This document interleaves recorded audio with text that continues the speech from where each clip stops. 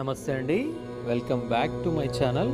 ఈరోజు మిమ్మల్ని ఒక కొత్త టెంపుల్కి పరిచయం చేయబోతున్నాను. ఆ టెంపుల్ కర్ణాటకలోని అరేబియా సముద్రంలో వెలిసినటువంటి ప్రసిద్ధ పుణ్యక్షేత్రం మురుడేశ్వరుడు.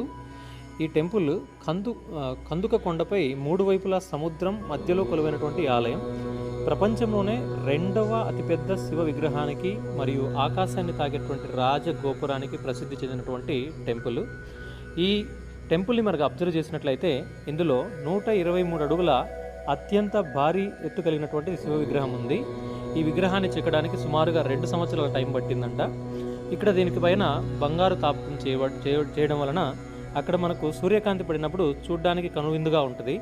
నెక్స్ట్ రాజగోపురం గురించి మాట్లాడినట్లయితే ఈ రాజగోపురం 237 అంతస్తుల ఎత్తులో సుమారుగా 20 అంతస్తులతో 237 అడుగులు ఎత్తు 237 అడుగుల ఎత్తులో ఉందండి.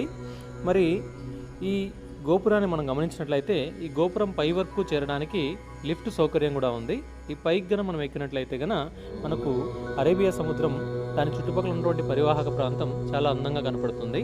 మరి ఈ టెంపుల్ గురించి మనం మాట్లాడినట్లయితే దీనికి సంబంధించినటువంటి పురాణ ఇన్ఫర్మేషన్ గురించి మనం మాట్లాడినట్లయితే ఎలా ఉంటుందంటే ఈ టెంపుల్ మనకు వాస్తవానికి శివలింగం ఇక్కడ ఎలా ప్రతిక్షేపించబడిందని పురాణాలు చెప్తున్నాయంటే మనకు లంకేశ్వరుడు అయినటువంటి రావణాసురుడు శివుని కోసం తపస్సు చేసి శివుని యొక్క మెప్పు పొంది అతని శివుని యొక్క ఆత్మలింగాన్ని తీసుకొని బయలుదేరుతుంటాడు లంకకి. అదే టైంలో మనకు నారద మహర్షి ఏం చేస్తారంటే ఈ శివలింగంని అతను తీసుకెళ్ళిపోతున్నటువంటి విషయాన్ని చిన్న బాలుడిగా ఉన్నటువంటి వినాయకుడికి చెప్తాడు. అప్పుడు వినాయకుడు అక్కడికి వచ్చేసి అక్కడ ఉన్నటువంటి ఆ లంకేశ్వరుడు ఉన్న చోట ఒక పశువుల కాపరిగా అవతారం ఎత్తుతాడు అనమాట. మరి అక్కడికి చేరుకున్న తర్వాత ఈ లంకేశ్వరుడు ఆ ఆత్మలింగాన్ని కింద పెడితే భూమిలోకి చేరుకుంటుంది కాబట్టి ఇలా పెట్టకూడదని చెప్పేసి ఆ బాలుడి చేతిలో పెట్టేసి నేను స్నానం చేసి వస్తానని చెప్పేసి ఆయనకి ఇస్తాడు.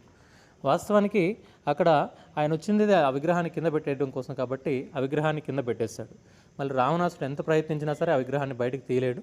అప్పుడు అతను మిక్కిలి కోపానికి చెంది ఆత్మలింగాన్ని విసిరి కొడితే ఆత్మలింగాల్లో ఒక్క ముక్క వచ్చేసి అక్కడ మనకు